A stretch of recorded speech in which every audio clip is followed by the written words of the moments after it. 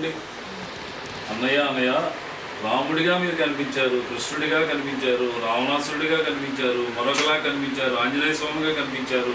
Stage మీద మీరు నటిస్తూ ఉంటే చాలా మేము ఆనందించాం, ఆస్వాదించాం మీ నటనంతా కూడా. కానీ ఒక్కసారి అసలు మీ అసలు రూపం ఎలాగుంటుందో కనిపించండి అన్నయ్య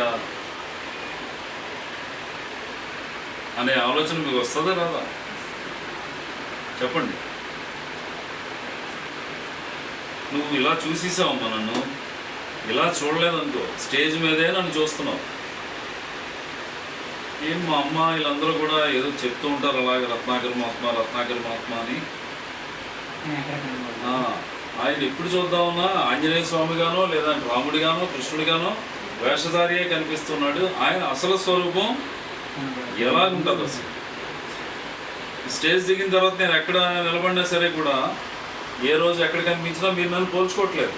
ఎందుకు తెలియదు కదా అనే కుతూహలం ఉంటుందా ఉండదా?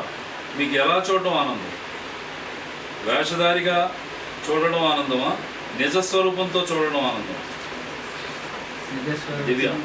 చెప్పు మధ్యాహ్నం పోయించలేదా?